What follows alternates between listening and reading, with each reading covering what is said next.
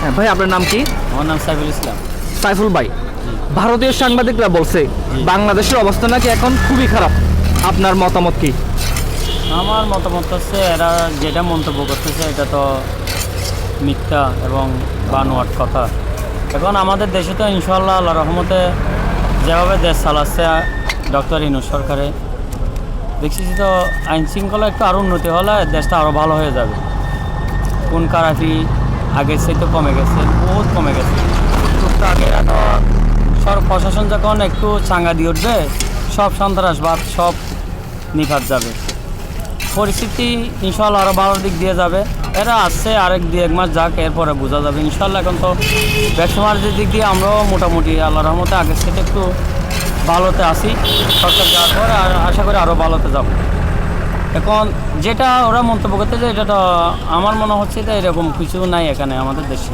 আমাদের দেশের শান্তি শৃঙ্খলা সব উন্নতির দিকে যাচ্ছে, কই কোনো দিকে তো খারাপ কিছু দেখতেছি না।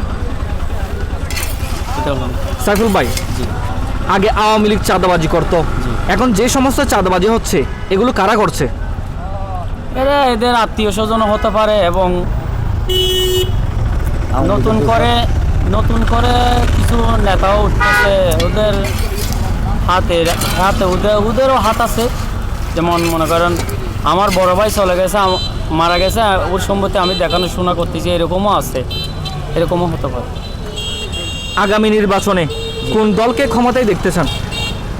আমি তো আগামী নির্বাচনে মনে করেন আমরা ছোটো থেকে বড় হচ্ছি 96, 2001, এরপরে আপনার সব নির্বাচন আমার মনে আছে, 96 মনে আছে।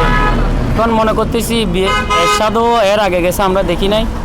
তাহলে জাতীয় পার্টিও গেছে, এই আওয়ামী লীগও গেছে, বিএনপিও করছে।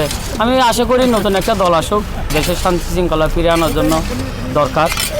আমি মনে করি জামাত আসলে ভালো হবে। ধন্যবাদ।